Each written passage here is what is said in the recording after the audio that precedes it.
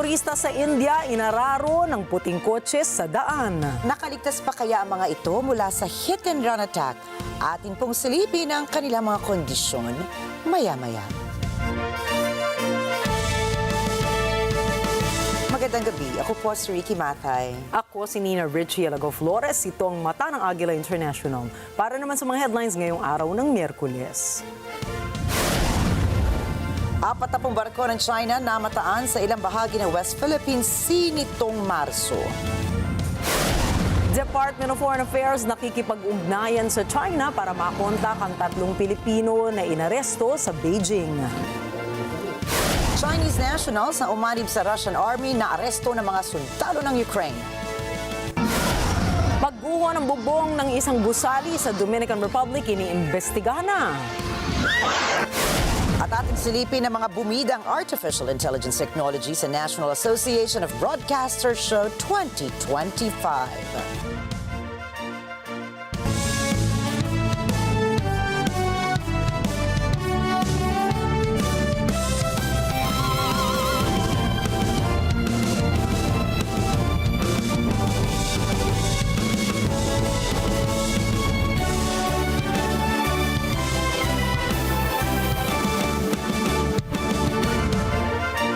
Iniulat ng Philippine Navy na kanilang namataan ang 40 Chinese vessels sa ilang features ng West Philippine Sea nitong Marso.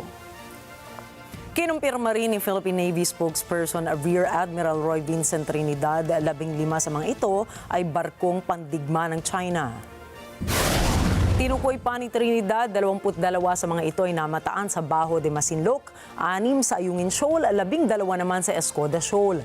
Nilinaw ni Trinidad na hindi nagbibigay ng spekulasyon ng Philippine Navy sa bilang ng mga Chinese warships sa loob ng Exclusive Economic Zone ng Pilipinas. Anya, hindi rin na-deter ang puwersang military ng bansa.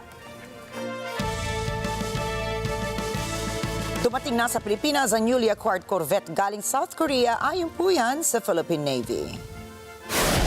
Ayon kay Defense Secretary Gilberto Chodoro Jr., papangalanan ang naturang corvette bilang BRP Miguel Malvar. Anya, ang pagdating ng bagong barko sa bansa ay isang critical step patungo sa isang self-reliant and credible defense posture. Ang BRP Malvar ay makakasama sa pagpapatrolya ng Philippine Navy para i-monitor ang maritime domain ng Pilipinas.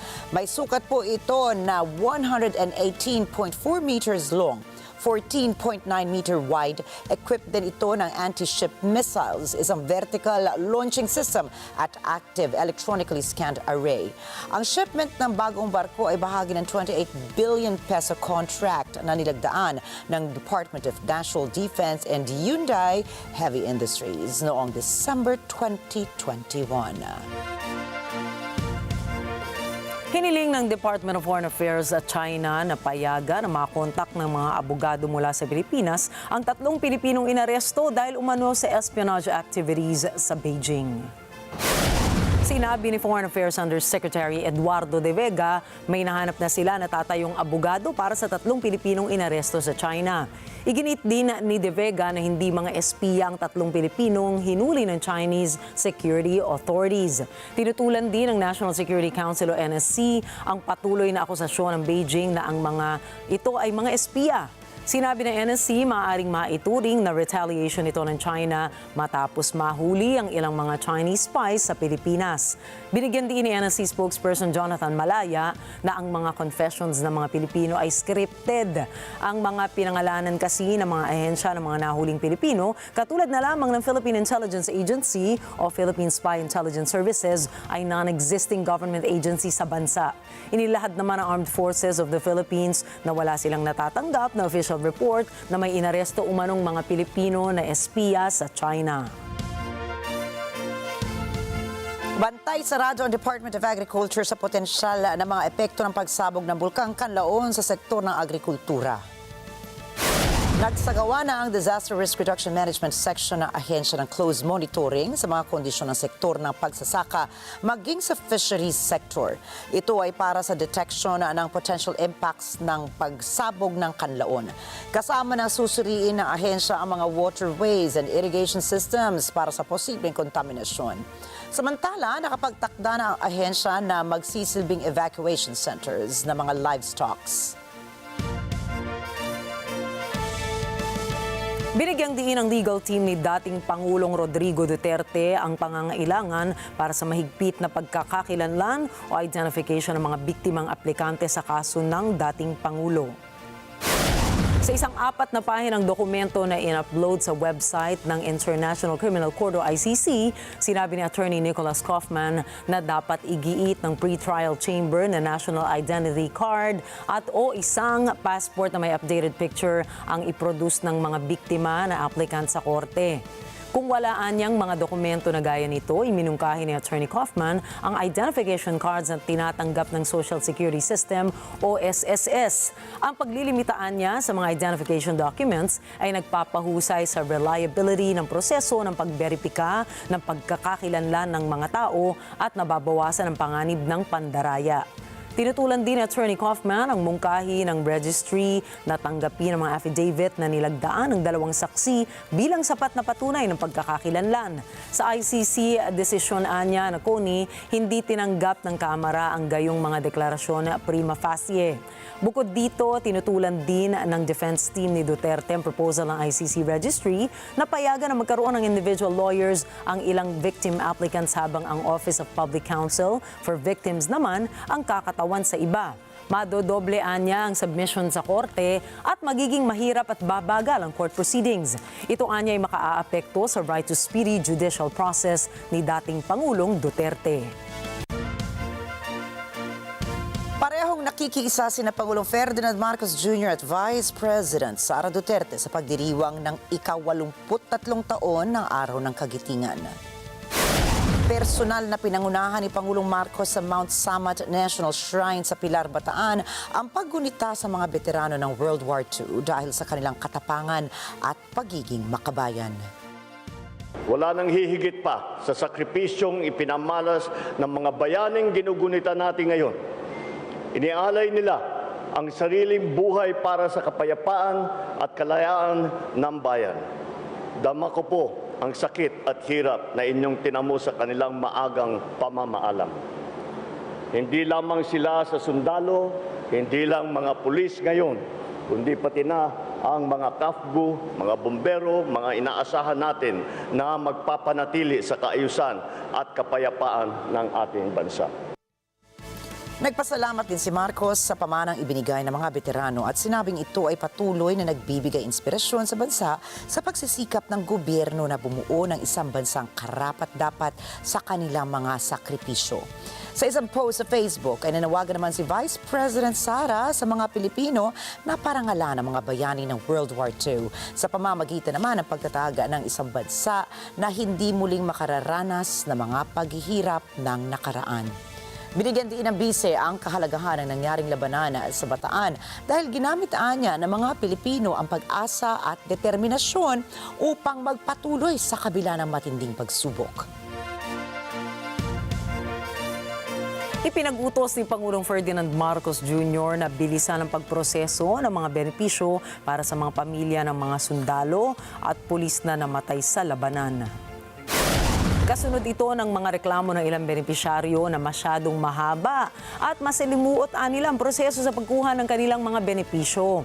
Sinabi ni Marcos na dapat lamang tuparin ang pangako ng mga pamilya ng mga nasawing uniformed servicemen ay aalagaan at hindi pababayaan ng gobyerno.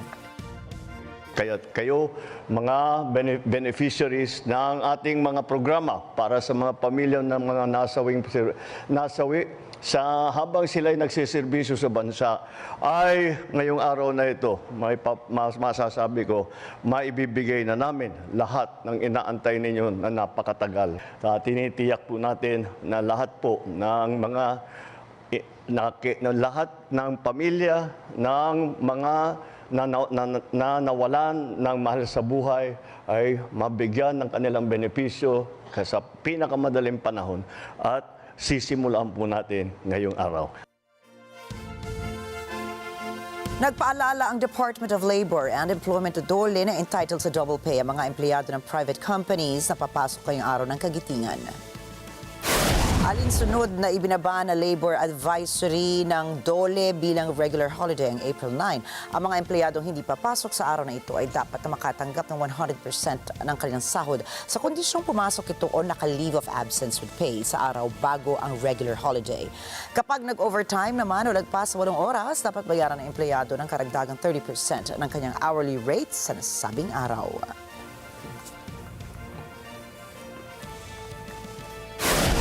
Susunod, Triton drones ide-deploy ng Estados Unidos sa Japan para sa intelligence gathering. Chinese nationals dinakip sa frontline ng Russia-Ukraine war. At Estados Unidos nagpataw ng 104% na taripa sa ilang produkto ng China. Iba pang mga balita at ang mga yan sa pagbabalik ng Mata ng Agila International.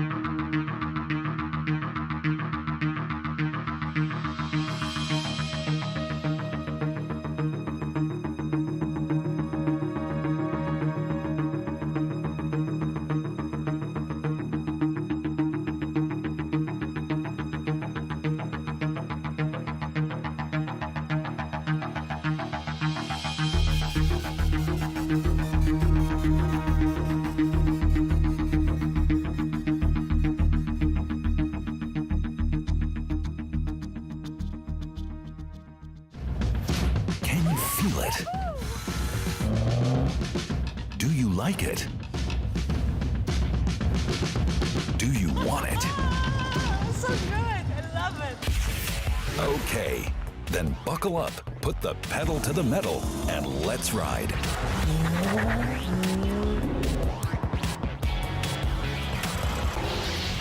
Rev.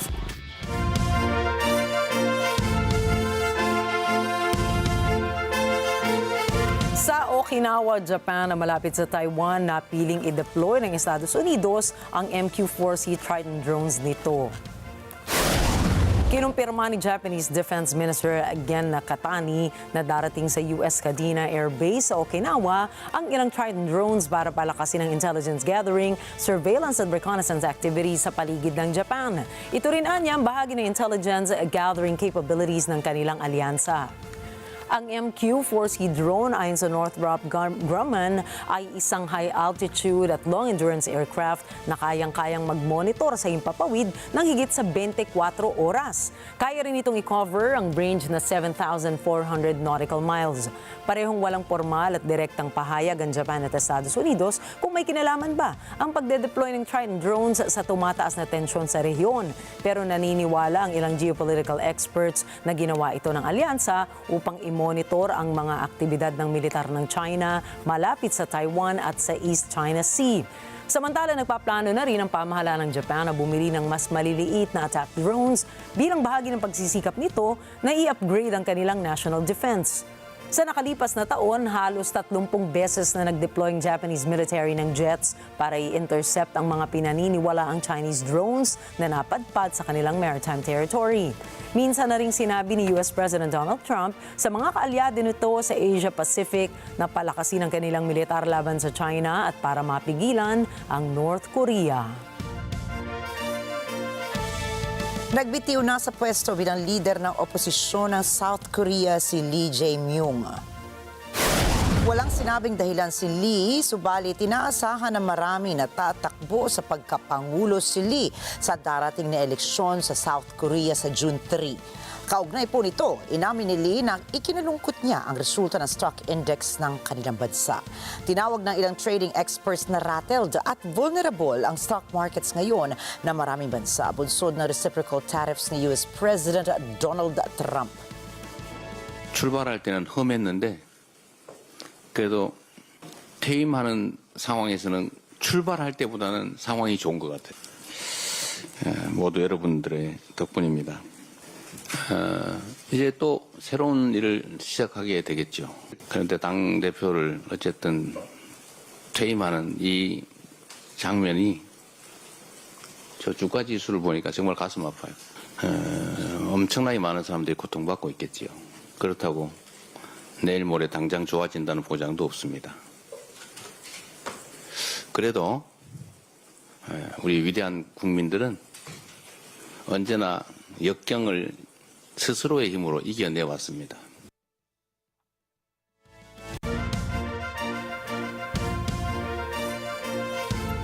Ang pagiging nuclear weapon state ng North Korea ay hindi maaaring bawiin. Ito ang bagong pahayag ni Kim Yo-jong, ang kapatid na babae ni North Korean leader Kim Jong-un, na ipinalabas ng state media na KCNA. Naniniwala ang ilang political scientists na sinagot lamang ni Yo-jong ang inilabas na joint statement ng mga foreign ministers ng South Korea, Japan at Estados Unidos. Matatanda ang muling pinagtibay ng tatlong bansa ang kanilang commitment sa complete denuclearization ng North Korea.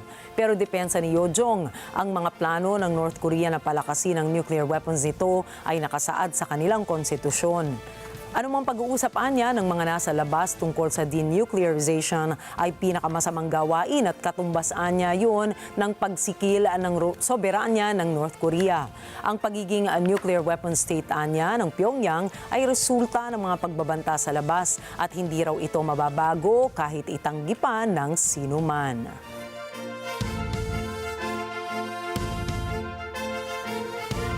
Ibininyag ngayon ni Ukrainian President Volodymyr Zelensky na mayroong 2 Chinese national silang inaresto habang tumutulong sa mga sundalo ng Russia.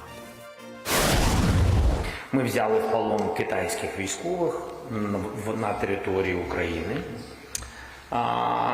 В бой вступили українці на Донеччині, Тарасівка і Білогорівка. 6 китайськими військовими, 2 в полоні. Sinabi nito na nakuha ng mga sundalo nila sa Donetsk region ang mga dokumento, bank cards at personal data ng mga Chinese nationals. Naniniwala ito na marami pang mga Chinese nationals ang maaaring kinuha ng Russia para tulungan sila. Git nito na malinaw na walang balak si Russian President Vladimir Putin na tapusin ang digmaan nila ng Ukraine. Відповідно, є документи, є їх паспорти, є навіть кредитні картки. Це громадяни Китаю. Я думаю, що це важливий дуже елемент. Я думаю, Сполученим Штатам Америки треба більше приділити увагу тому, що відбувається сьогодні. І ми очікуємо після того, що це ще одна країна, яка військово підтримує вторгнення Росії в Україну на боці Росії. Це ще одна після Ірану і військових Північної Кореї. Dahil sa insidente ay pinatawag ng Ukraine Foreign Minister ang Beijing Chargé d'Affaires in Ukraine para pagpaliwanagin sa insidente. Kasunod ito ng pagbisita ni Chinese Foreign Minister Wang Yi sa Russia noong nakaraang linggo. Noong nakaraang taon ay may ilang sundalo ng North Korea ang kanilang naaresto na sumanib din sa Russia para makipaglaban sa Ukraine. Але є різниці. Північнокорейці на Курському напрямку воювали проти нас. Китайці воюють на території України.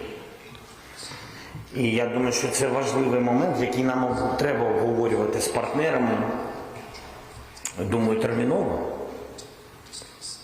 Я розумію, що ми сильна країна, але ми не можемо воювати одночасно з багатьма країнами, яким всім щось потрібно на нашій землі. Дуже розраховуємо, що після цієї ситуації американці будуть говорити більше з українцями, а потім з русскими. Ну і дуже надіємо, що китайська сторона також відреагує. В принципі, я доручив міністру закордонних справ зв'язатись і міністру оборони зв'язатись з китайськими контрпартнерами, щоб вони дали нам пояснення відповідних дій. Kinumpirma ng Russian military na itinulak na nito ang puwersa ng Ukraine palabas ng Kursk region. Kasabay ito ng air and artillery strikes sa Ukrainian troops sa kabila ng border. Emi Kapilitaroha po para sa balitang yan. Mula noong nakaraang Agosto, sinusubukan na ng Russia na itulak palabas ng Kursk ang pwersang Ukraine. Ito ay matapos tagumpay na pasukin ng Ukraine ang rehiyon na ayon kay Ukrainian President Volodymyr Zelensky ay maaaring magamit nitong bargaining chip sa mga pag-uusap. Subalit nitong mga nakaraang buwan, nabawi ng Russia ang bahagi ng teritoryo sa loob ng Kursk na dahilan ng pagtulak patungong border sa Ukrainians. Unti-unti na rin nakapasok ang Russia sa Sumy region matapos ipahayag ni Russian President Vladimir Putin ang ukol sa posibilidad na makakuha ng buffer zone. Noong Martes, sinabi ng Russian Defense Ministry na bawi na nito ang Guyevo settlement. В настоящее время улицы в населенном пункте Гуев контролируются подразделениями 22-го мотострелкового полка, а также 30-го мотострелкового полка 72-й мотострелковой дивизии. Населенный пункт Гуева Курской области, подразделение 22-го полка проводит зачистку улицы Ленина. Batay sa authoritative deep state war map ng Ukraine, kontrolado pa rin nito ang may 58 square kilometers o 22 square miles ng Russian territory sa Kursk. Ito ay mula sa 1,400 square kilometers na nakuha ng Kiev noong nakaraang taon. Noong Lunes, kinumpirma naman ni Zelensky na aktibo rin ang Ukrainian troops sa Belgorod region. Emi Kapilitaroha para sa mata ng Agila International. Trusted, connected, on point. We will have no patience for bad faith negotiation or violation of commitment. Ito po ang mga binitawang pananalita ni Acting United States Ambassador to the United Nations, Dorothy Shea, sa UN Security Council patungkol sa kaguluhang nangyayari sa pagitan ng Kyiv and Moscow. Sa isang pagpupulong ng mga liderato sa United Nations, binigyan diin ni Ambassador Shea na dapat tapusin na ang digmaan sa Ukraine.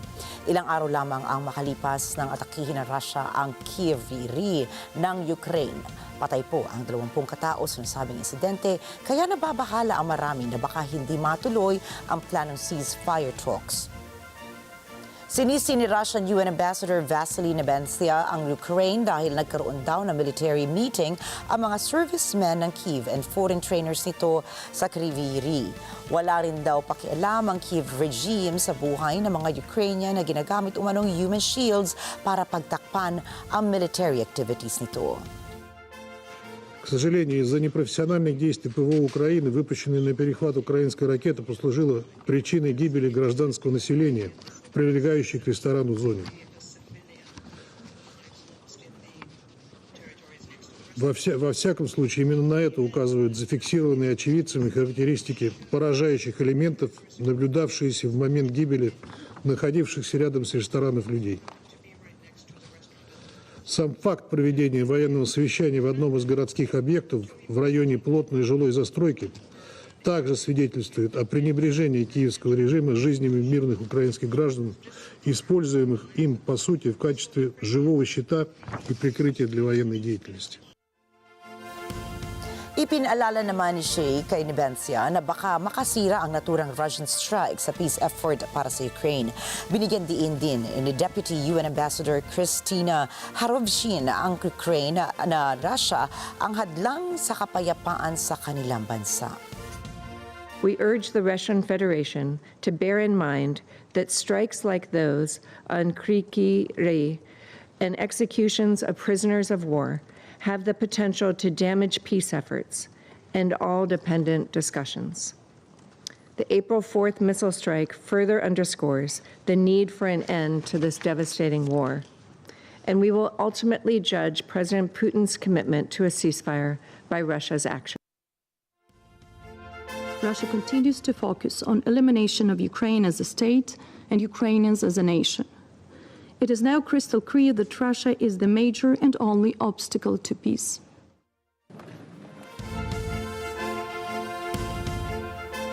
Tinanggihan naman ng hepe ng United Nations ang bagong proposal ng Israel ukol sa pagkontrol sa aid deliveries papasok sa Gaza. Narito ang report ni Mathay Zaragoza. Sinabi ni UN Secretary General Antonio Guterres bagay sa bagong plano ng Israel ukol sa Gaza aid deliveries na melilimitahan nito ang tulong hanggang sa kahuli-hulihang calorie at butil ng harina. Anya hindi aayon ang UN sa anumang kasunduan na hindi rumirespeto sa prinsipyo ng sangkatauhan. UN agencies and our partners are ready and determined to deliver. But Israeli authorities' newly proposed authorization mechanisms for aid delivery risk further controlling and callously limiting aid down to the last calorie and grain of flour. Let me be clear, we will not participate in any arrangement that does not fully respect the humanitarian principles, humanity, impartiality, independence, and neutrality. Unimpeded humanitarian access must be guaranteed, and humanitarian personnel must be given the protection that they are accorded under international law. Mula noong 2 ng Marso, walang tulong na pumapasok sa Gaza kung saan may umaasang 2.1 million na mga tao para makatawid ng gutom. Ani Guterres, nasa walang katapusang death loop ang teritoryo. More than an entire month has passed without a drop of aid into Gaza. No food, no fuel, no medicine, no commercial supplies. As aid has dried up, the floodgates of horror have reopened. Gaza is a killing field, and civilians are in an endless death loop.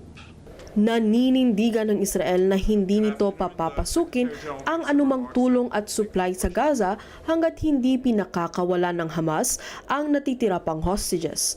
Nakipagpulong sa UN ang ahensyang militar ng Israel na COGAT. Naghahain ito ng proposal na ininilarawan nitong isang structured monitoring at aid entry mechanism para sa Gaza. Sa X, sinabi ng COGAT na ang mekanismo ay idinisenyo upang suportahan ng aid organizations, pagbutihin ang pangangasiwa at pananagutan at tiyakin na aabot ang tulong sa populasyon sibilyan kesa napupunta at ninanakaw anya ng Hamas. Subalit ayon kay senior UN aid official for Gaza and the West Bank Jonathan Whittle, walang ebidensya na nadadivert ang aid deliveries. Noong 1 linggo, pinagpatuloy ng Israel ang pagbobomba nito sa Gaza matapos ang 2 buwang tigil putukan. Pinabalik rin ng Israel ang mga sundalo nito pabalik sa teritoryo. Ayon kay Guterres, may pananagutan ng Israel bilang occupying power ito ngayon sa Gaza. In times like these, we must be crystal clear about the situation. With crossing points into Gaza shut and aid blockaded, security is in shambles and our capacity to deliver has been strangled. And as the heads of UN humanitarian organizations declared in a joint statement yesterday, and I quote, assertions that there is now enough food to feed all Palestinians in Gaza are far from the reality on the ground, and commodities are running extremely low. End of quote. We must also be clear about the obligations. As the occupying power, Israel has unequivocal obligations under international law, including international humanitarian law and international human rights law. Sa kabila nito, sinabi ng Israel na dahil hindi nito napangasiwaan ng epektibo ang Gaza, nangangahulugang hindi ito occupying power sa enclave. Mathay Zaragoza para sa Mata ng Agila International. Trusted, connected on point. Posible nila magkaroon ng face-to-face talk sa pagitan ng Iran at Estados Unidos. Yan ay kung may goodwill gesture ang Washington sa Tehran. Ayon sa isang diplomat ng Iran, dapat alisin na ng Estados Unidos ang ilang sanctions sa Tehran, kagaya na lamang ng pag-unfreeze sa pera nito. Nagpataw ng malawakang sanctions ang US sa Iran dahil sa nuclear programs nito. Ilan sa mga naapektuhang sektor ng Iran ay ang ekonomiya, pinansyal at enerhiya nito. Wala pa pong inilalabas sa komento ang Washington kung payag ba ito sa mga napaulat na proposals ng Iran. Sa iba pang balita, sinabi naman ng Mexico na hanggat maaari nais itong iwasan na magpataw ng ganting taripa sa reciprocal tariffs ng Estados Unidos. Alamin po natin ang mga detalye ng balitang yan mula kay Chantel Santos. Noong Lunes, ipinahayag ni Mexican President Claudia Sheinbaum na hanggat may iwasan, hindi nito gusto na sagutin din ng reciprocal tariffs ang malawakang tariff plan ni Pangulong Donald Trump ng Estados Unidos. En la medida de lo posible, pues queremos evitar poner aranceles recíprocos. Les voy a decir por qué. Autos tiene su característica, pero particularmente acero y aluminio. El aumentar el 25%, que digamos no lo descartamos, pero preferimos seguir el diálogo antes de alguna otra medida. Representaría incrementos en el precio en México.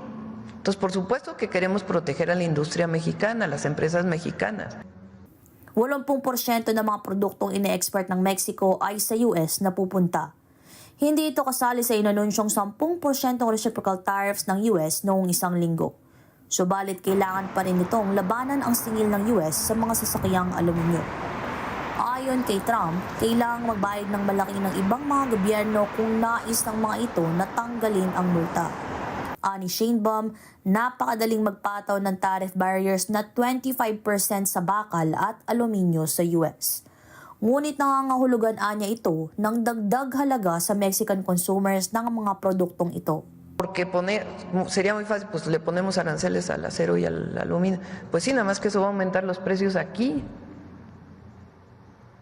Entonces, pues todo eso, y estamos en comunicación permanente con las y los empresarios mexicanos. Entonces, por eso también, más allá de lo que vaya a ser otro país, otra región del mundo, que es su responsabilidad y la respetamos, pues nosotros estamos buscando evitarlo y poder llegar a un acuerdo previo a alguna otra circunstancia. Y hasta ahora pues lo hemos logrado.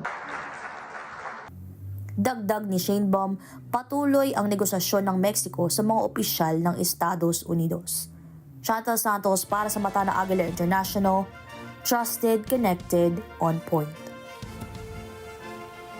Nangako si British Prime Minister Keir Starmer na ipagpapatuloy nito ang pakikipag-ugnayan sa Estados Unidos sa kabila ng dagdag taripa ni US President Donald Trump. Gagawaan niya ng paraan ng kanyang gobyerno na mapababa ang anumang trade barriers sa automaking industry. Hinikayat din ni Starmer ang publiko na manatiling kalmado sa gitna ng mahirap na sitwasyon. And let me be really clear at a moment like this. Our future is in our hands.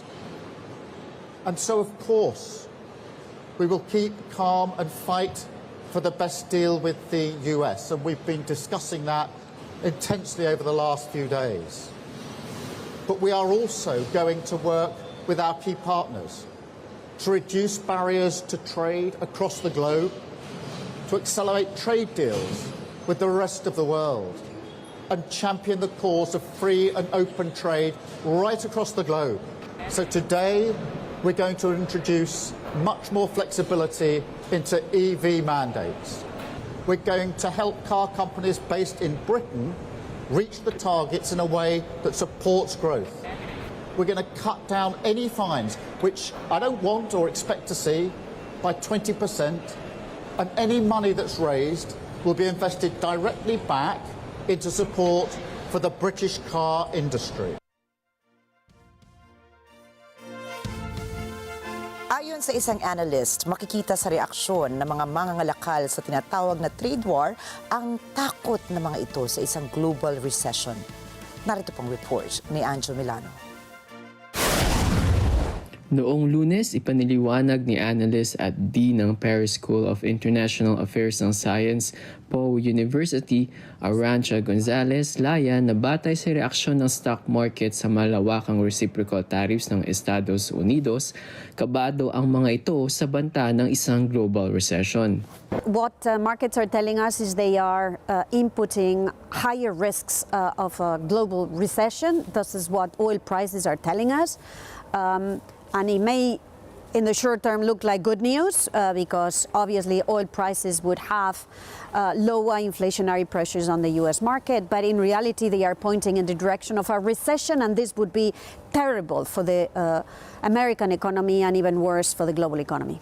Ayon kay Laya, dapat pag-isipan muli ng US ang mga aksyon nito dahil batay sa datos, negatibo anya ang direksyon ng estratehiya nito. The U.S. should rethink its strategy, that the U.S. should touch the pause button, should take a hard look at the facts, and the facts are pointing in negative direction, negative for the U.S. citizens, negative for investors in the U.S., negative for business in the U.S., with huge ramifications for the rest of the world. Pause button now. Ayon kay Laya, nayanig ang markets dahil sa kagulat-gulat na hakbang ng US nang i-anunsyo ni Pangulong Donald Trump noong isang linggo ang reciprocal tariffs nito sa mga produktong inaangkat ng bansa. Markets in the U.S., markets in Europe, markets in Asia are rattled. They are rattled because the measures announced by the Trump administration are much tougher than markets thought they would be, because they are universal, because they are not targeted, and because they are not based on economic facts. And all of this is having a very negative effect on markets. They are discouraging investors. Noong Lunes, bumagsak ang European shares sa pinakamababa nito sa loob ng 16 na buwan. Dagdag nito, nagbukas ang DAX ng Germany ng higit sa 10% pagbagsak habang nakikipagbuno ang investor sa posibilidad ng recession. Ayon kay Laya, sa kabila ng kasalukuyang sitwasyon at sa papel ng US sa politika at ekonomiya, ang aksyon ng international actors tulad ng China at Europe ay susi sa pag-unlad sa hinaharap. Angel Milano para sa mata ng Agila International, trusted, connected, on point. Tila nag-umpugan sina Elon Musk at Trump tariff architect Peter Navarro tungkol sa inilunsad na reciprocal tariff policy ni US President Donald Trump na yumanig sa pandaigdigang merkado. Naganap ang nasabing alitan ng dalawang kaalyado ni Trump sa X na pagmamay-ari ni Musk. Nagkomento ito sa isang video kung saan dinipensahan ni Navarro ang mga taripa ni Trump at binigyang pansin ang pagiging Harvard graduate niya. Rumesponde naman si Musk na hindi anya maganda ang pagiging economics graduate ni Navarro sa Harvard at kinwestiyon ang kanyang kasanayan sa ekonomiya. Itinanggi naman ni Navarro na mayroon silang hidwaan ni Musk. Ayon sa kanya, sadyang may malaking mikropono lamang ito sa pamamagitan ng X at walaan niya silang pakialam sa kung ano ang sinasabi nito sa online platform.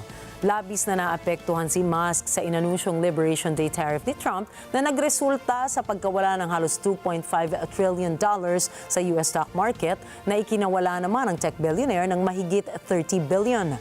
Ayon sa ulat ng mga eksperto, nag-anunsyo ang Tesla ng 13% drop sa kanilang first quarter sales ngayong taon at bumaba ng halos 10% naman ang kanilang stock value dahil sa Musk-related publicity blowback at Trump tariffs. Isa ito sa mga implikasyon ukol sa nalalapit na pag-alis ni Musk sa White House matapos ng isinagawang eleksyon ng Wisconsin Supreme Court at mga umaalingaw-ngaw na usapin tungkol sa mainit na opinyon umano ng ibang mga kaalyado ni Trump sa Tesla CEO.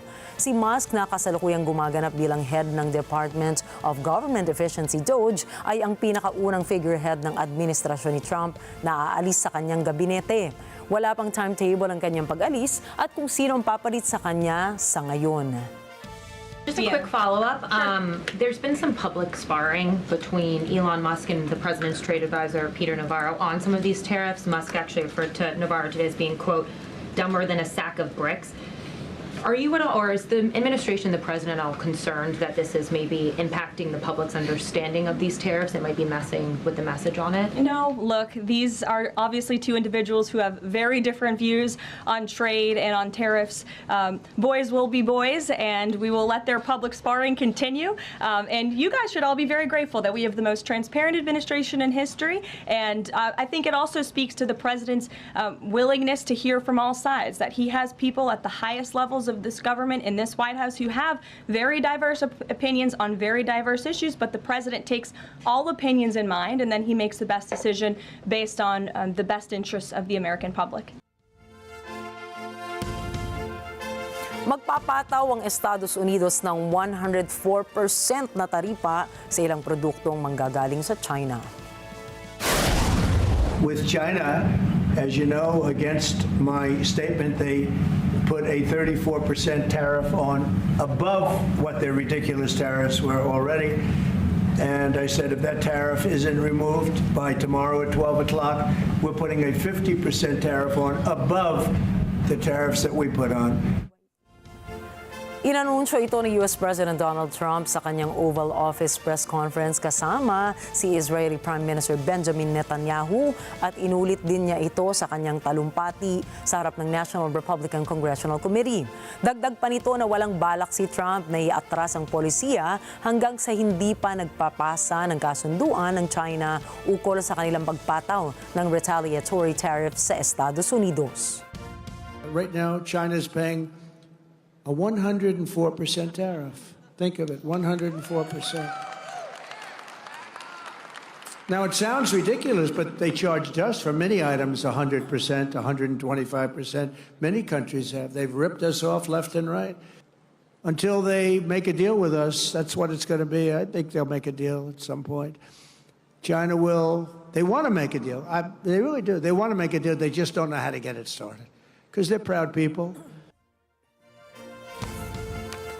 Ayon kay White House Press Secretary Caroline Leavitt, ang hakbang ay matapos na hindi naabot ng China ang deadline na ibinigay ni US President Donald Trump na tanggalin ang kanilang retaliatory tariff sa US.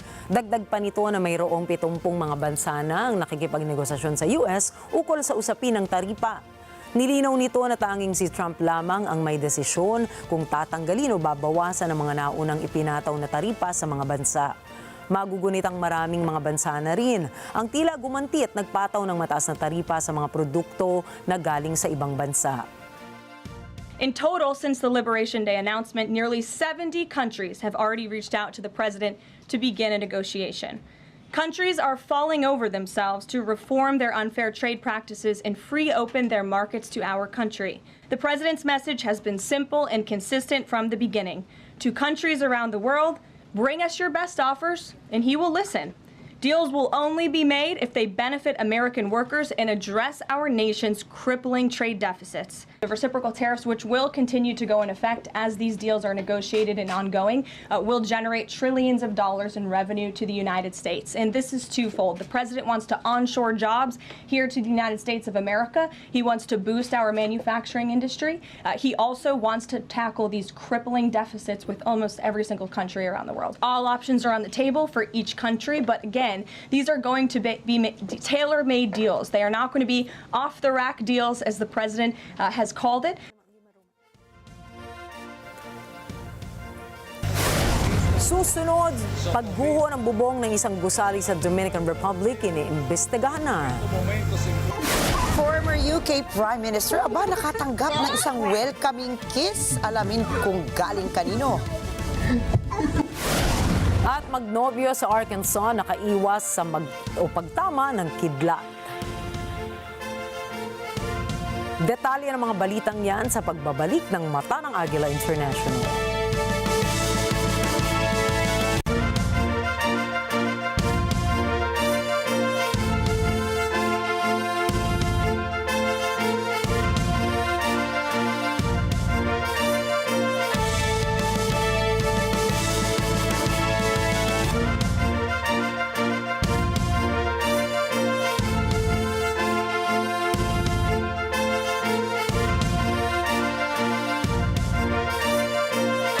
mga maiinit na balita at rumaratsyad ang usapan ng bayan. ihahatid namin sa 100%! 100% ang pagbabalita. 100% talakayan. Lunes hanggang Biyernes. Alas 5 hanggang alas 7 ng umaga. Live na live sa Radyo Agila 1062 Mega Manila. At sa Net 25.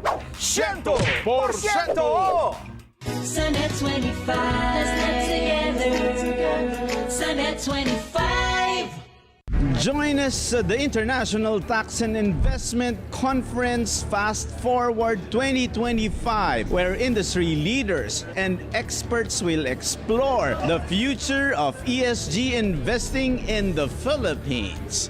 The country's already made a lot of progress in terms of creating opportunities for businesses to thrive. If you think about ESG, it should be part of the business operation. So whether it is part of the product development. We want to be global benefactors. No? We want to show the world that we're also contributing to betterment. What we're after is securing a livable planet for the next generation. Open for Business with Cesar Vallejos, Sunday, 9 p.m. Sa Net 25.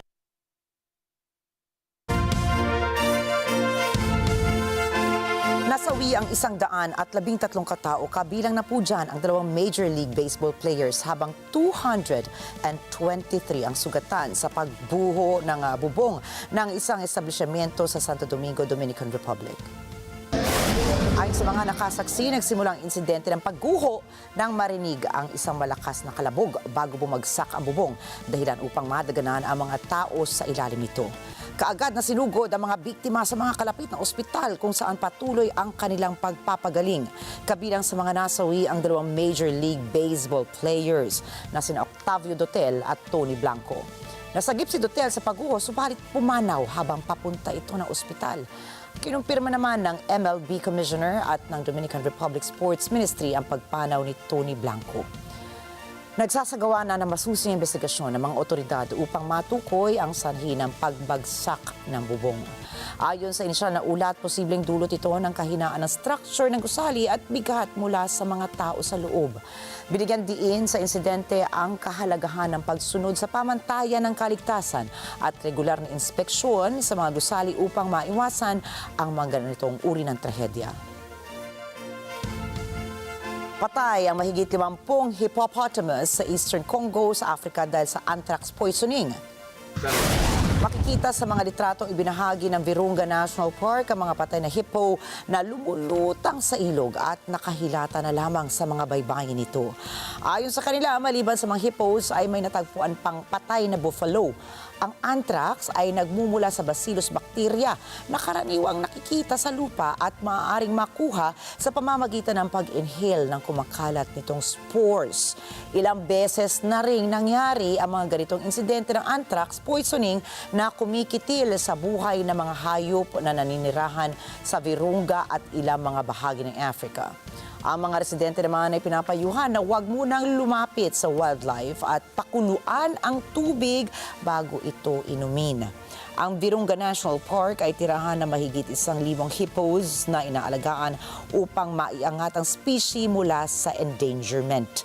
Ayon sa World Wildlife Fund, nasa mahigit 115,000 hippos na lamang ang natitira sa buong mundo. Nakatanggap na isang memorable welcoming peck mula sa isang ostrich. Si former UK Prime Minister Boris Johnson nang bumisita ang kanilang pamilya sa Valley Park sa Texas.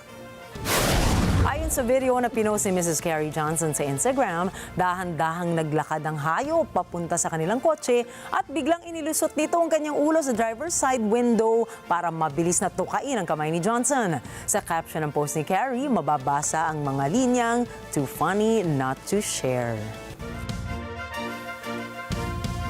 Nakaligtas sa nakaambang peligro ang magnobyo sa Arkansas matapos makaiwas sila sa pagtama ng kidlat.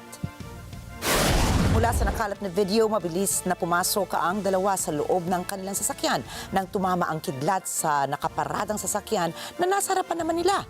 Ilang sandali na lamang ay nabalot ng maliwanag na ilaw ang paligid dahil sa lightning strike. Nanatili muna ang magnobyo sa kanilang sasakyan para siguruhin na ligtas ang kanilang paglalakbay sa daan.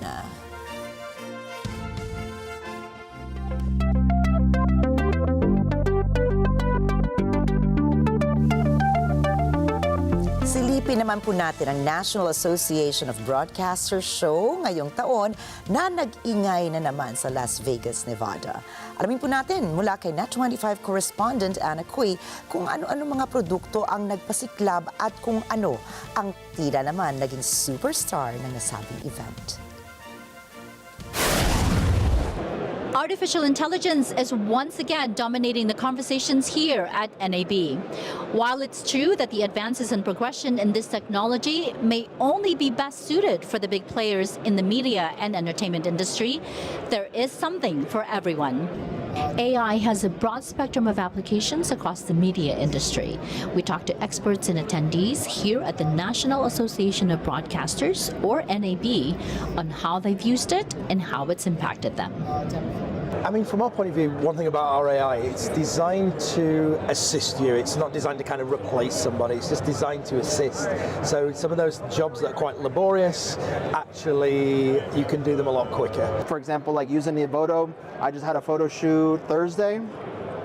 Used their new tethering software that they come with it, and plugged it in, tethered, already had my presets that I had already made for that lighting, coloring, subject, what type of edit I want to do on the person, shot, looked over, it's processing real time, the edit. Obviously, there's still a few things that you got to do, specifically because the AI doesn't have the capability of knowing that that's what you want to fix. And that has changed our post-production from hours to mere minutes. For a college student like Uracy, who is still learning how to use AI in her chosen field, she's found its use to be more personal. I'm also a person with learning disabilities, so sometimes I have a hard time comprehending the instructions that my professors are assigning me homework on, and so I use AI to just tell it, can you rephrase this and other words and stuff like that. So that's how I use AI to help me.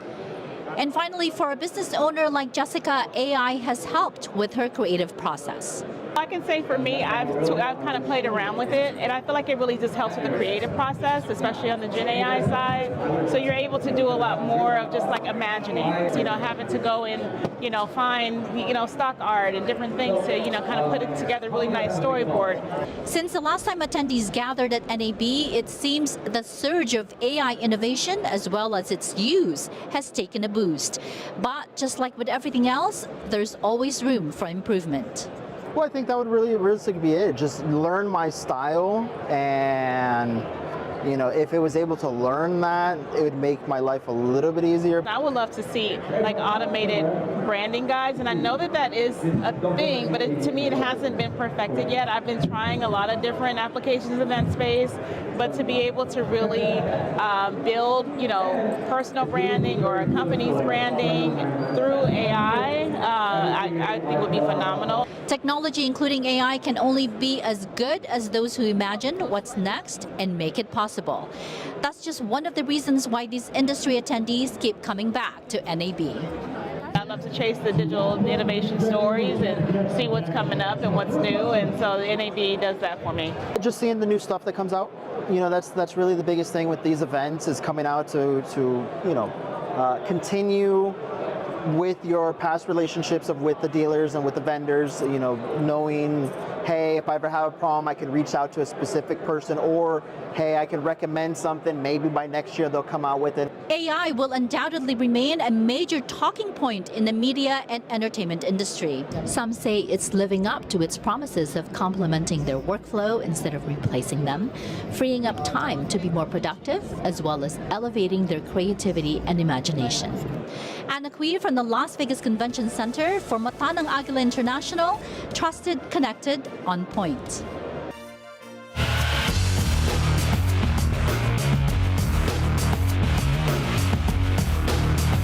Kumpiyansa si Aston Villa manager Unai Emery sa kanilang football match sa Champions League quarterfinal, makakatapat ng Aston ang PSG na tumalo sa Liverpool. Inamin niya na crowd favorite ang PSG at isang malaking hamon ito sa mga manlalaro ng Aston Villa. Pero ang objective anya ng kanilang koponan ay i-enjoy ang kanilang laro at magkaroon ng pagkakataon sa kanilang laban. And feeling good is the first time I am again here in Paris and in Parc des Princes. It is something special for me, special, and of course very proud of how I am coming back here, playing with Aston Villa Champions League and trying to enjoy this quarter of finals. Didn't he play in the last match in the Umabanti po sa third round ng Monte Carlo Masters si Stefanos Tsitsipas. Natalo ng three-time tournament winner and reigning tennis champion, si world number 8 faced Jordan Thompson. Nahirapan din si Tsitsipas na mapataob si Thompson dahil malakas at mabilis din itong pumalo ng bola. Subalit, kinaya niya itong mapantayan sa score ng 1-1 hanggang sa naipanalo niya ang huling round ng kanilang tennis match.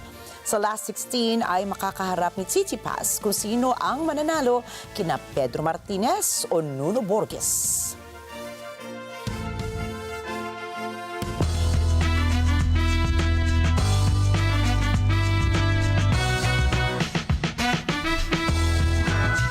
Matapos naman ang 7 years solo hiatus, muling nagbabalik sa spotlight ang K-pop icon na si G-Dragon.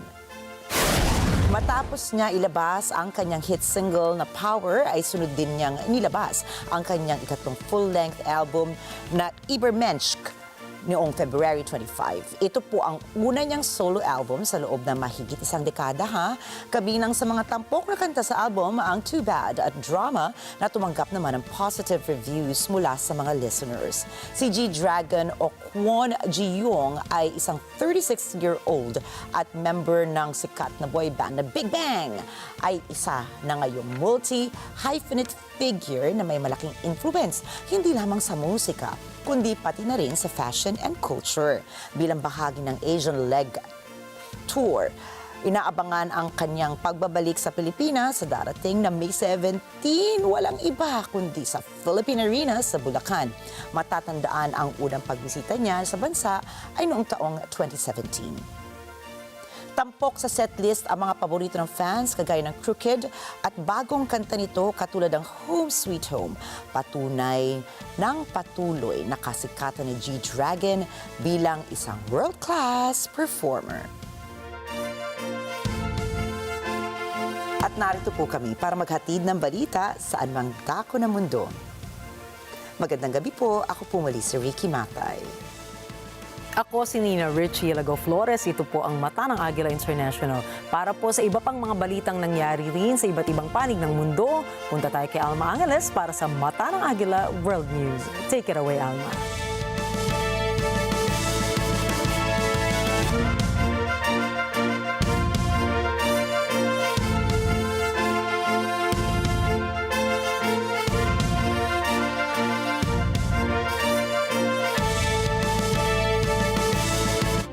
Thank you, Nina and Rikki. Good evening, everyone. I'm Alma Angeles for Net25 World News. On tonight's headlines. Tonight, we'll examine the growing impact of U.S. tariffs on the global economy as China vows to fight back. If the U.S. disregards the interests of both countries and the international community and insists on waging a tariff war and trade war, China will definitely retaliate. We'll also look at the sharp drop in global stocks. Plus, we'll have the latest on Ukraine's claim of captured Chinese fighters, a development that could further complicate the war. And the news starts now.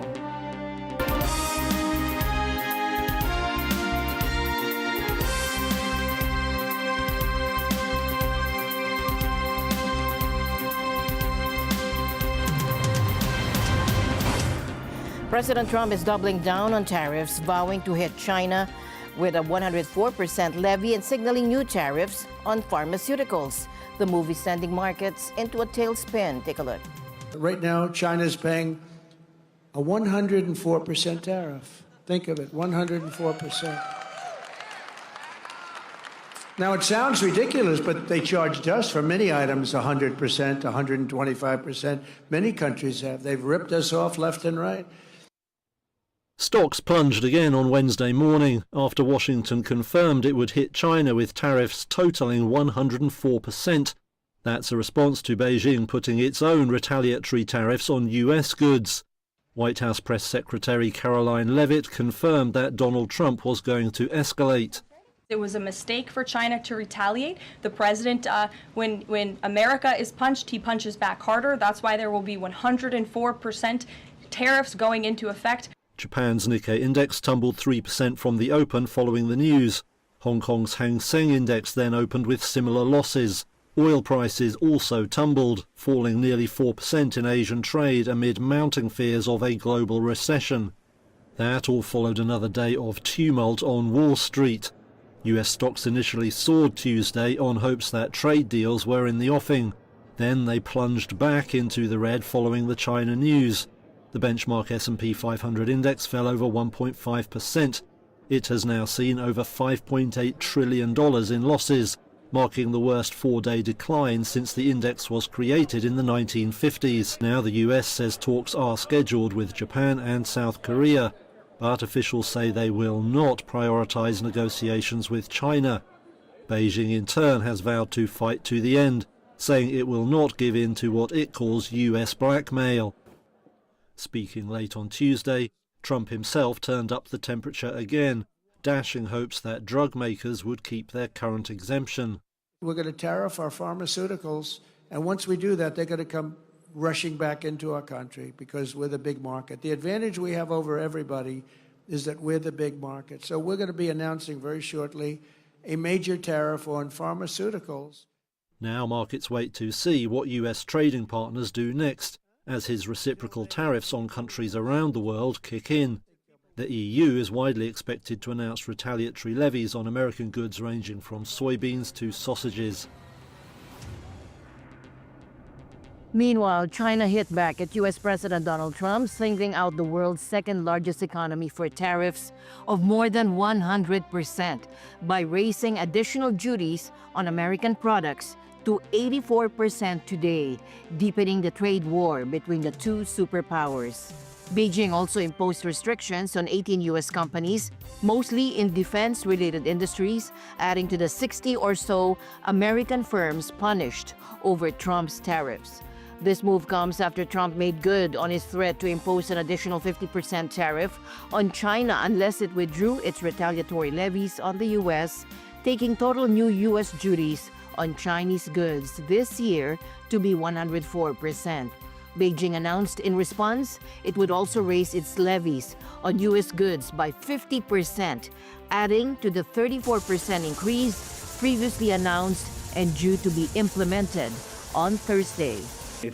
The US side is still imposing extreme pressure on China by imposing tariffs indiscriminately. China firmly opposes and will never accept such arrogant and bullying behavior. If the US really wants to solve the problem through dialogue and negotiations, it should show an attitude of equality, respect, and reciprocity. If the US disregards the interests of both countries and the international community and insists on waging a tariff war and trade war, China will definitely retaliate. Today, President Trump claimed the new tariffs are generating about $2 billion in revenue each day. But with rising concerns over the impact on the global economy and America's bottom line, the White House has sent a message to world leaders. Give us a call and let's make a deal. In addition, we have a lot of countries coming to see us that want to make a deal. With the tariffs in force, Trump is now talking about negotiating tailor-made deals with each affected country. Taking in almost $2 billion a day in tariffs. $2 billion a day. And we're doing very well. And we're doing very well in making, I call them tailored deals, not off the rack. These are tailored, highly tailored deals. More than 70 nations reportedly have already called ahead of the midnight deadline. In total, since the Liberation Day announcement, nearly 70 countries have already reached out to the president to begin a negotiation. Countries are falling over themselves to reform their unfair trade practices and free open their markets to our country. On where the tariffs might lie. And the fact is that Donald Trump is willing to negotiate with a lot of these different countries, right? And you saw it yesterday on a fake news post where they were going to, suspend tariffs, and the market absolutely flew.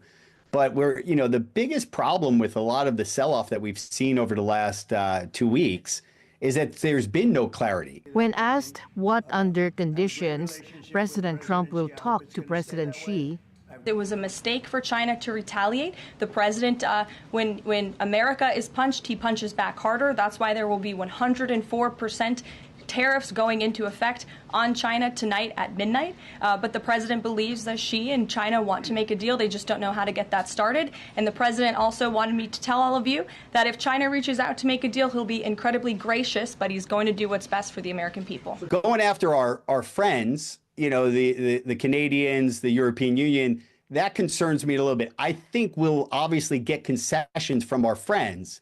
It is, what will we do with China?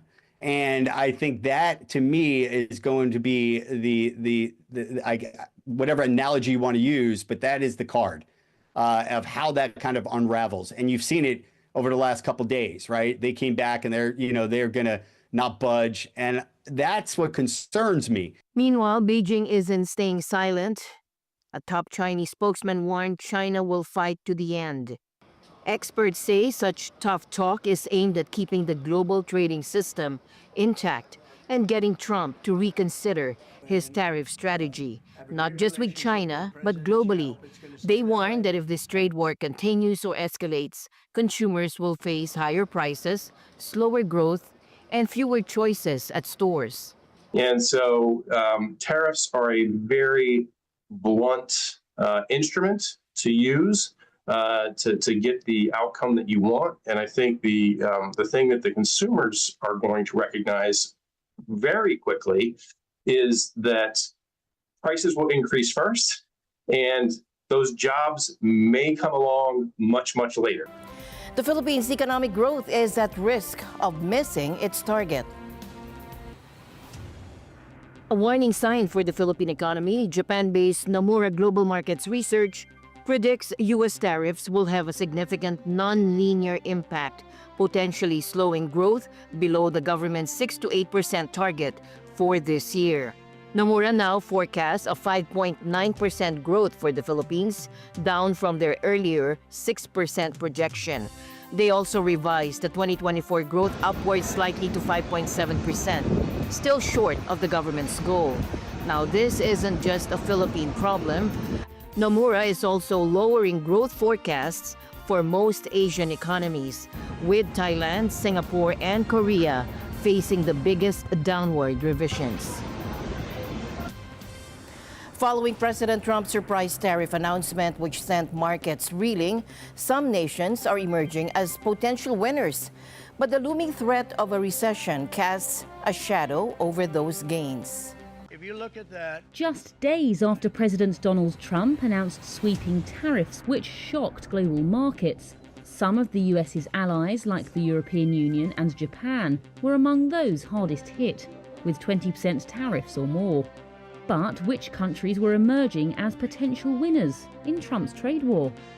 we will impose a 25% tariff. Rivals from Brazil to Egypt to Turkey see a silver lining. They could provide trade opportunities, while other countries are hit by much larger US levies. Brazil not only escaped with the lowest, quote, reciprocal tariff of 10%, but the agricultural giant could also benefit from China's retaliatory tariffs, likely to hit US farm exporters. Egypt too. A garments manufacturer there said Trump's move gives the country, quote, a very good opportunity to grow. That's as industry competitors Bangladesh and Vietnam, which both run big surpluses with the US, await 37% and 46% levies. And Turkey, whose iron, steel and aluminium exports took a hit from earlier US tariffs, now also stands to benefit, as other global traders endure even higher tariffs. Despite a tariff of 26%, India is looking for opportunity in its Asian rivals' greater misery. According to a government report shared with Reuters, the sectors where India can gain US market share include textiles, apparel and footwear. India is also hoping to gain a bigger share of Apple's iPhone manufacturing from China because of the tariff differential. But the 26% tariff could still make the phone substantially more expensive in the US. Ultimately, however, the risk of a tariff-induced recession will limit the upsides for any international trader. Reuters Econ World podcast host Carmel Crimmins. When the US economy suffers, everyone suffers. So, relatively speaking, there may be some winners, but in absolute terms, everyone's a loser. The latest US tariffs came into effect on April the 9th. Japan's central bank is signaling a possible pause in interest rate hikes. Governor Kazuo Ueda says they must carefully examine the economy, especially with U.S. tariffs shaking global markets. While inflation is rising, Ueda warned of heightened uncertainty over trade policies. Take a look. このようにこれまでのところ経済物価は私どもの展望レポートで示してきた見通しにおおむね沿って推移していますが、先行きのリスク、特にここに来て各国の通商政策等の今後の展開をめぐる不確実性が高まっている点には十分に注意していく必要があります。こうした見通しが実現していくかについては、毎回の金融政策決定会合で予断を持たずに点検していく必要があると考えています。米国の関税政策の影響を含め、内外の経済・物価情勢、金融市場動向を丁寧に点検し、確認し、経済・物価の見通しやリスク、見通しが実現する角度を点検しながら、適切に政策を判断してまいります。A tragic evening unfolded in Spotsylvania County, Virginia, as a mass shooting left 3 people dead, 3 others injured. The incident occurred around 5:30 p.m. at the Old Greenwich Circle Townhouse complex. Upon arrival, deputies discovered all 6 victims outside. Authorities have yet to apprehend any suspects and are actively investigating the motive behind the attack. We received a call, multiple calls at 5:30 p.m. from the area of Old Greenwich Circle, which is in Spotsylvania County, in reference to multiple shots that were fired. Upon deputies' arrival, they found multiple gunshot victims. 3 of the victims were confirmed deceased on scene. 3 other victims were transported to local hospitals. It is still a very fluid scene. Multiple investigators are still there trying to determine who the suspects were and what the motive is. At this point in time, I don't know that we have any suspects in custody. So we're asking the public to please stay clear of the area, let the investigators do their job, and stay inside their homes. Law enforcement is appealing to witnesses for any video footage that could assist in the investigation. A potential international flashpoint has emerged in Ukraine. President Zelensky announced Ukrainian forces captured 2 Chinese nationals fighting alongside Russian troops in eastern Ukraine. This marks the first publicly disclosed instance of Chinese citizens directly involved in combat for Russia. Zelensky hopes this development will prompt the U.S.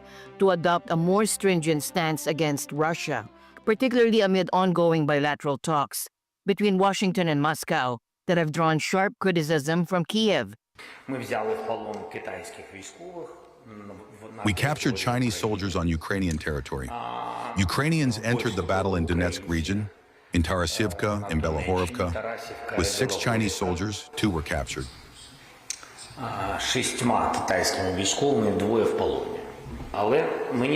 But I think we have something to talk about with the Americans, that they will change their position, especially after today's news.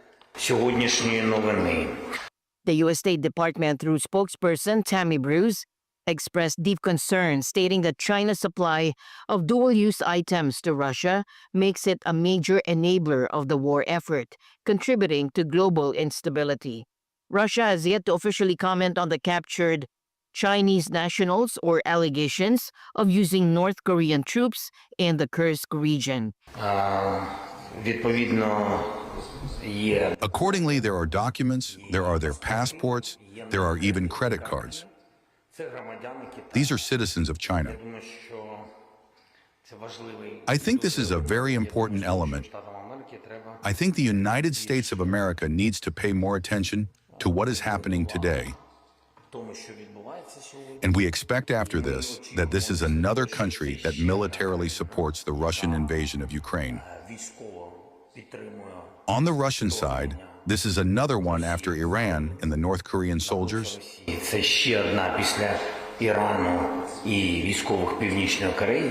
The Chinese side is verifying the relevant situation with the Ukrainian side. It needs to be emphasized that the Chinese government had always requested its citizens to stay away from areas of armed conflict and avoid being involved in armed conflict in any form, especially participating in the military operations of any army. NATO Secretary General Mark Rutte warned on Wednesday that China is closely watching the ongoing war in Ukraine and that the outcome of Russia's aggression could have a substantial impact on security in Asia. Speaking at Keio University in Tokyo, Rutte said the conflict highlighted the links in the European and Pacific security environments. The world is watching the war and its outcome very closely. China is certainly watching. If we allow Putin to use force to achieve his aims, it will not go unnoticed. It's Ukraine today, it could be East Asia tomorrow. The NATO chief also defended U.S. President Donald Trump's long-running drive to push NATO members to spend a greater proportion of their national budgets on defense, saying it was only logical. President Trump clearly stated that he wants to continue with that policy and maybe even speed it up to pivot more towards Asia. That's totally logical. And also that they want the European and Canadian NATO allies to take more of a burden, share the burden in a more equal, in a fairer way. It's only logical that where the US is spending 3.5% of GDP on defense, that they want for Europe to equalize with what the US is spending. And tragedy struck Santo Domingo as a nightclub roof collapsed, killing dozens. Among the victims are former MLB stars Octavio Dotel and Tony Blanco, along with a provincial governor and singer, Ruby Perez. Now, the jet-set nightclub was packed with prominent figures when the disaster occurred. Dozens died after a roof collapse Tuesday at a nightclub in Santo Domingo, the capital city of the Dominican Republic. Local authorities say a provincial governor as well as former Major League Baseball players Octavio Dotel and Tony Blanco were among the dead. They also say more than 150 people were injured. The disaster struck during a concert by popular Dominican singer Ruby Perez, who was also killed, according to his manager and family members. The event was attended by politicians, athletes, and other prominent figures. Officials are still investigating the cause of the roof collapse. A spokesman for the nation's sports ministry said the ex-MLB pitcher Octavio Dotel died on the way to a local hospital after being pulled from the debris. The 51-year-old debuted for the New York Mets in 1999 and played until 2013 for more than a dozen teams, including the Astros, Yankees, and White Sox. Tragic news from Myanmar, one of the 4 missing Filipinos, after last month's devastating earthquake, has been found dead. The Department of Foreign Affairs confirmed the remains were positively identified in Mandalay, while the victim's identity is not officially released. A family member confirmed the death of his brother on Facebook. The search continues for the 3 remaining missing Filipinos as the earthquake's death toll climbs to more than 3,600. The disaster, which has killed thousands and displaced millions, compounds the ongoing hardships in Myanmar's civil war. The legal battle surrounding former President Rodrigo Duterte and the International Criminal Court is intensifying. His defense team is now pushing for strict rules on how drug war victims can participate in the upcoming trial, specifically regarding their identification. Take a look. Former President Duterte's defense team has petitioned the ICC's pretrial Chamber 1, demanding stringent rules for victim participation. Lead legal counsel Nicholas Kaufman argues that only national IDs or passports with recent photos should be accepted for verification. He claims this would prevent fraud and streamline the process. Kaufman stated the use of varied and insufficiently verified identity documents could lead to misidentification, double counting, and the inclusion of false victims, issues that could trigger unnecessary and time-consuming litigation. By adopting a more stringent approach from the outset, the pretrial chamber can avoid such pitfalls and streamline proceedings. The ICC registry had allowed government-issued IDs, citing national ID distribution delays. However, the defense team calls this vague and unjustified. Victims' lawyers, meanwhile, are strongly opposing this move. Christina Conti, an ICC assistant to counsel, calls it out of touch, unrealistic, and anti-poor. She said this is an attempt to reduce the number of victims who wish to participate, and that's why we just want to make it clear that even if there are only 10 victims to participate, the case will continue, so I think it's pointless to say and limit it further. Conti explained that these victims are third parties presenting their perspectives to the court separate from the prosecution witnesses. Duterte's defense is also pushing to limit victim representation to the ICC's Office of Public Counsel for Victims, arguing it would prevent twice the number of submissions and speed up proceedings. Kaufman petitioned it will be unwieldy, unnecessarily encumber the defense, and slow down the proceedings, and this will impact on Mr. Duterte's right to a speedy judicial process. And the news continues here on Net 25. We'll be right back.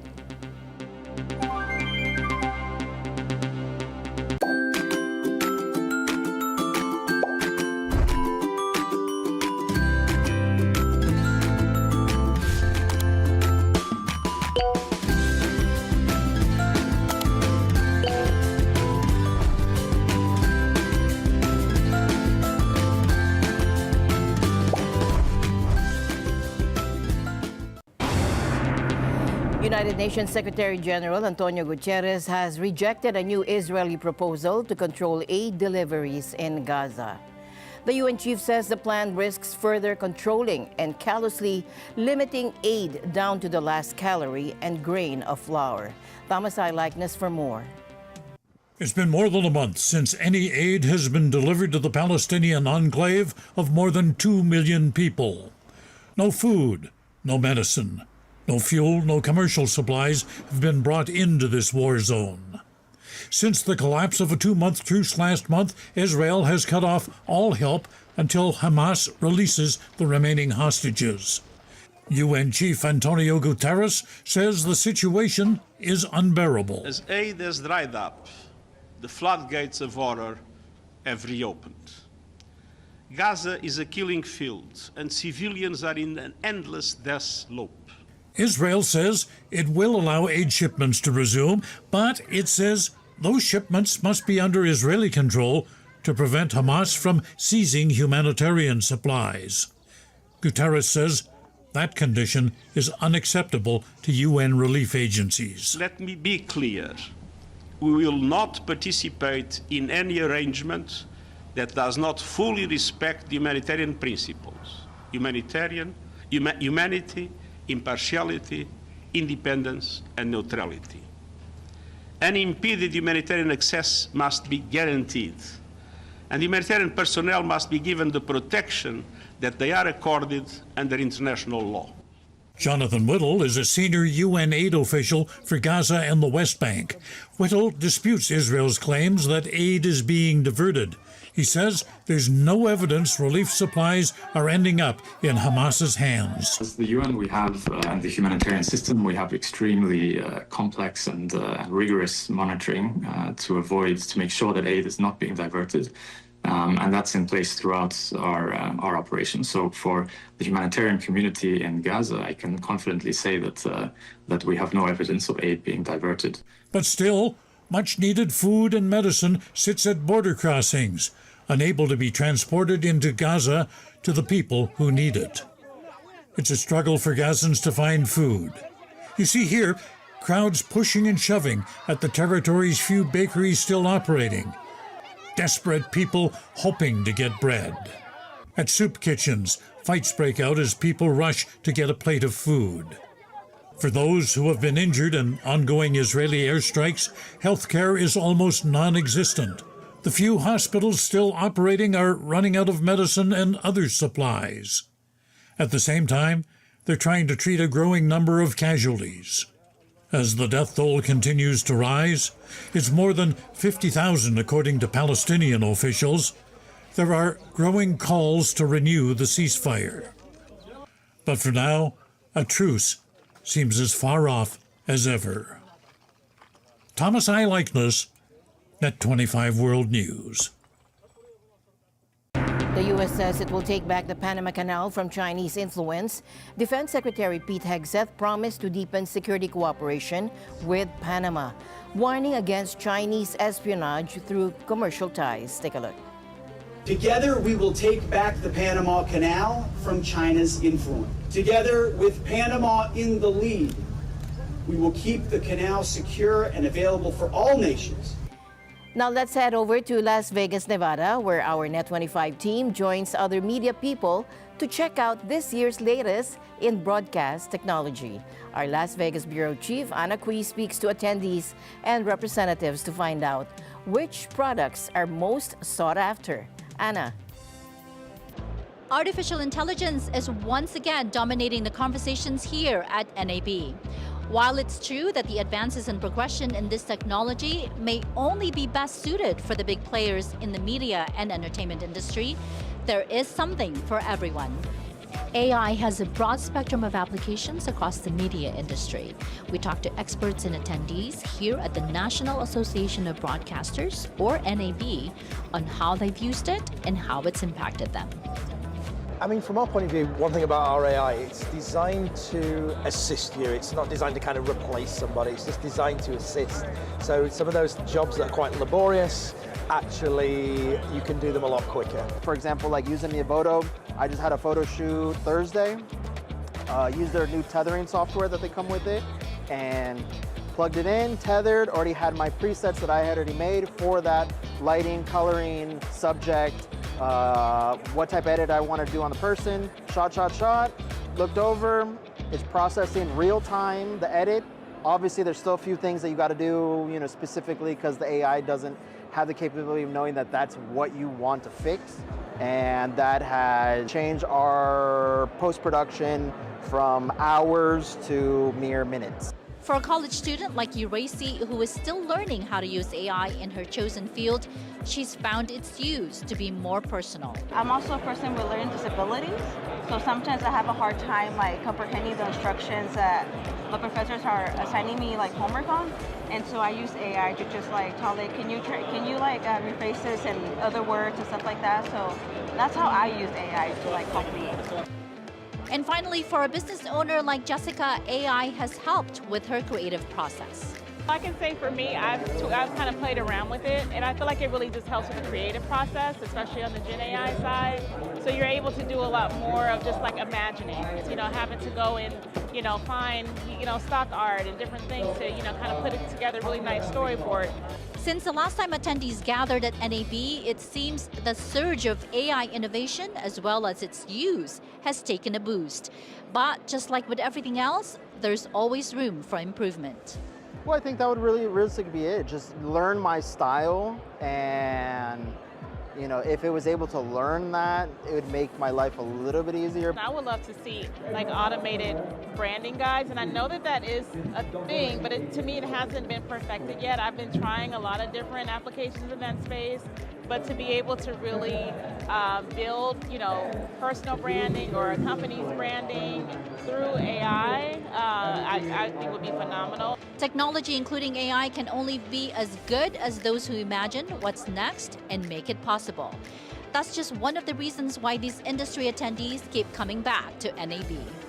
I love to chase the digital innovation stories and see what's coming up and what's new, and so the NAB does that for me. Just seeing the new stuff that comes out, that's really the biggest thing with these events, is coming out to continue with your past relationships with the dealers and with the vendors, knowing hey, if I ever have a problem, I can reach out to a specific person, or hey, I can recommend something, maybe by next year they'll come out with it. AI will undoubtedly remain a major talking point in the media and entertainment industry. Some say it's living up to its promises of complementing their workflow instead of replacing them, freeing up time to be more productive, as well as elevating their creativity and imagination.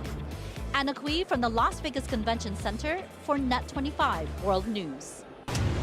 And with that, we end tonight's broadcast. For everyone here on Net25, I'm Alma Angeles. Thank you for joining us. Good night.